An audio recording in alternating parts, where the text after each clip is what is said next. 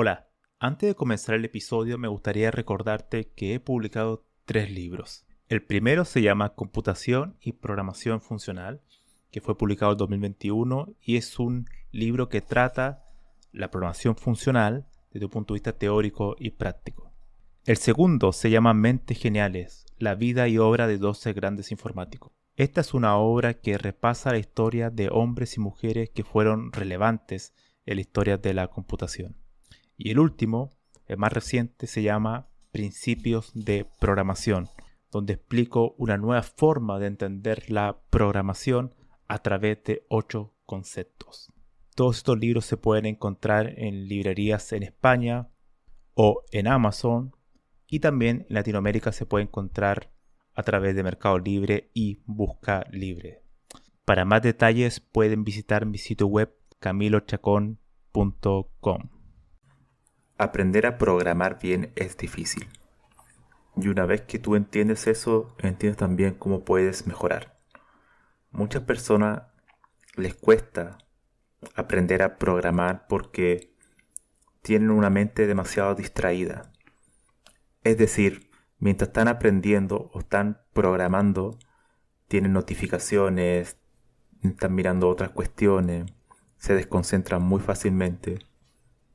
Y para alcanzar un nivel de habilidad o expertise en cualquier campo, pero en particular en la programación, tú requieres estar en el momento en el cual tu mente pierde la noción del tiempo.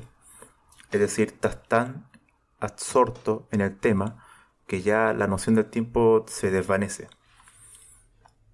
Los psicólogos le llaman a eso el estado de flujo, el estado donde tú puedes aprender más cuestiones porque estás muy enfocado en la tarea. Pero para obtener un estado de flujo tienes que estar haciendo una tarea que no es tan complicada, pero que tampoco es tan fácil.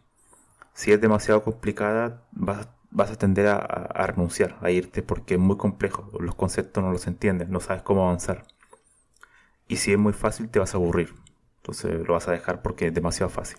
Entonces tienes que buscar un equilibrio entre tus capacidades y el problema que estás tratando de resolver. Tiene que haber un cierto equilibrio. Y muchas personas caen, sobre todo en la primera opción, que es que el tema que están tratando de abordar es muy complejo. Y es porque la programación, como la matemática, es como una pirámide invertida, donde tú vas de conceptos muy simples que se van construyendo sobre otros. Entonces, si los cimientos están débiles, no entiendes los cimientos, lo demás no lo vas a entender nunca. Solamente vas a tener que estar copiando código y suponiendo que funciona, y eso no es programar. La programación es más complejo que eso. Y esto me lleva al título del podcast sobre la brevedad de la vida, que es el título de un libro de Séneca, un filósofo estoico, que mencionaba una idea muy simple, que es por qué las personas tratan de proyectar todo hacia el futuro, un futuro que no está asegurado. Eso me recuerda a muchas personas, situaciones también muy cercanas, familiares, de personas que tenían muchos sueños, muchos proyectos futuros, pero nunca lo realizaron por diferentes motivos, trágicos en algunos casos, y quedaron ahí, quedaron truncados en el camino. Entonces muchas veces cuando uno tiene un sueño o un proyecto, es mejor empezarlo a hacer ahora. No esperar para mañana, porque el mañana nunca está asegurado. Y más vale empezar a hacerlo ahora, porque si tú fracasas, bueno, al menos tienes la tranquilidad que lo intentaste. Eso es muy importante entenderlo. No siempre lo que tú vayas a intentar va a funcionar. Pero esa sensación de quizá intentarlo y fracasar es mucho mejor a nunca haberlo intentado. Porque eso sí ya no hay ninguna otra opción que el fracaso. Y además es peor porque siempre vas a tener la duda de qué hubiera pasado si. Entonces es importante el si uno quiere aprender cualquier cuestión, empezarlo a hacer ahora. Nunca es tarde, más vale tarde que nunca. Y eso es fundamental. Además que una de las cualidades del ser humano es la creatividad. Y la creatividad, la idea de crear, la idea de aprender es fundamental en nosotros. Eso es lo que nos diferencia con muchos otros animales. De hecho, una vez vi un documental muy interesante que mostraba la historia del Homo sapiens, lo que somos nosotros, con nuestros hermanos o que tuvieron una cierta similitud con nosotros, que eran los neandertales, que ellos se extinguieron, pero que eran muy similares, al menos en la apariencia física, al Homo sapiens. Y una de las cosas que siempre recordé de ese documental, que es muy interesante, que se llama, lo pueden buscar en YouTube, se llama Los Neandertales, nuestros parientes más antiguos. Y en ese documental hay un hecho que me pareció muy revelador, que era que los arqueólogos habían encontrado muchas armas de los neandertales y de los Homo sapiens en un periodo de tiempo, de entre varios siglos. Pero eran más o menos el mismo periodo entre ambos. Tenemos las armas para cazar de los Homo sapiens y las armas para cazar de los neandertales.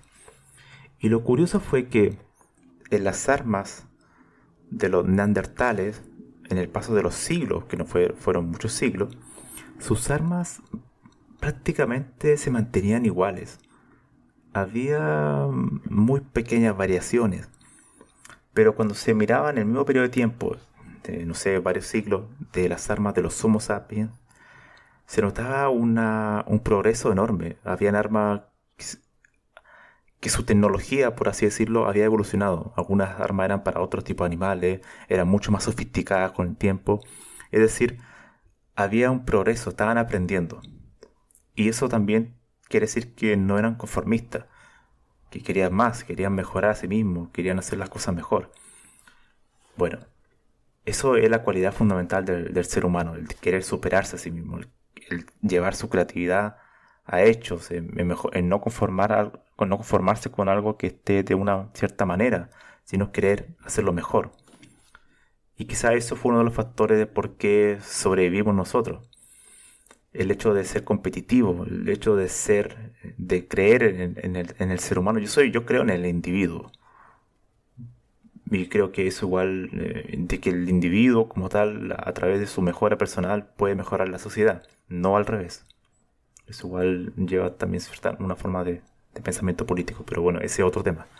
Pero yo creo en el individuo, la mejora personal para lograr una mejor sociedad. Entonces, esa cualidad es fundamental en el ser humano y muchas veces es triste ver cómo personas se pierden en el camino porque no aprenden, no siguen aprendiendo, no siguen mejorando y botan a la basura la mejor cualidad de nosotros, que es la creatividad. Ahora bien, la creatividad en la programación tiene que ver mucho con la abstracción, lo abstracto, que es, en resumidas cuentas, el tratar de simplificar algo complejo. Es muchas veces lo que se hace actualmente cuando uno ocupa un lenguaje o un framework o una biblioteca sofisticada. Hay mucha computación, detalles que quedan omitidos. Entonces uno solamente invoca una función y esa función uno espera que realice lo que nosotros necesitamos, omitiendo muchos pasos que nos hubieran llevado a hacerla desde cero. La abstracción es fundamental en la informática. Y eso me trae a cuento una historia cuando yo comencé a programar, cuando tenía 18 años, a programar de manera formal en la universidad. Y era que a mí me costó mucho, recuerdo, entender un concepto que hoy en día lo veo muy simple, pero en ese momento mi mente no lo podía comprender, que era cómo funcionaban los arreglos. La idea de que el arreglo tiene primero una dirección y por otro lado tiene datos y que no son lo mismo. El hecho de uno colocar, por ejemplo, en C los corchetes 0 y pensar que ese 0 no es que tenga un valor 0, sino que esa es una dirección de memoria y en esa dirección de memoria puede haber otro valor, por ejemplo 100. Entonces, lo que uno se da cuenta ahí es que hay dos niveles de abstracción. Por un lado tenemos el nivel de la dirección de memoria y por otro es el dato dentro de esa dirección de memoria.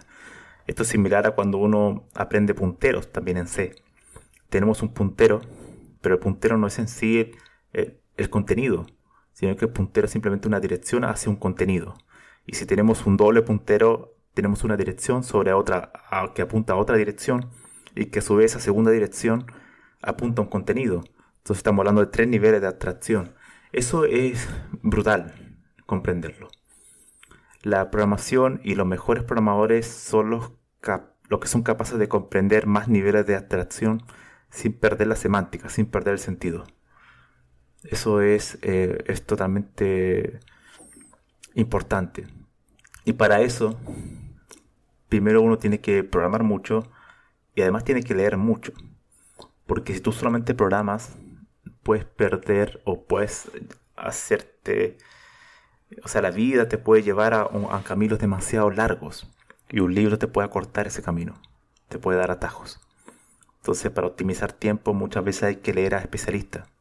Para que ese aprendizaje sea mucho más rápido y directo.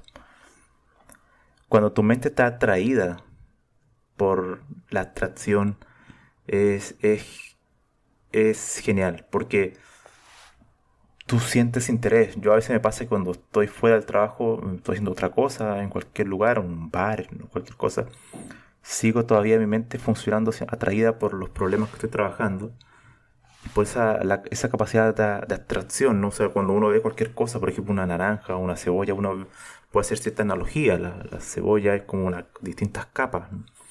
El software también se trata a nivel va con diferentes tipos de capas. O cuando hay distintos objetos que están en algún lugar vendiéndolos, uno puede ver ciertas combinatorias. Bueno, el tema de crear analogías con el mundo real es una forma también de construir abstracción en tu mente, de irla entrenando. Cuando ves un árbol, hojas, bueno, puedes ver un grafo dirigido, porque van en distintas partes, o un grafo dirigido, pero inverso, ¿no? De abajo hacia arriba. Entonces todo ese tipo de cosas te va entrenando, que no son una locura, sino que es una forma de construir la forma de pensar. Porque al final yo no creo que haya una desconexión en el que tú eres programador en tu horario laboral y después dejas de serlo. La única forma de tener más niveles de abstracción en tu mente y que al final te permiten resolver problemas complejos es poder llevar esa abstracción a tu vida cotidiana, porque en cualquier lugar. Espero que esta reflexión le haya servido y que los que están ahí con la duda de aprender a programar o no, o están a mitad de camino, que sigan adelante, que sigan intentándolo y que sigan aumentando los niveles de abstracción, porque esa es la clave de cualquier área técnica y de cualquier conocimiento profundo en una materia, porque eso es lo que lo va a hacer grandes programadores. Nos vemos.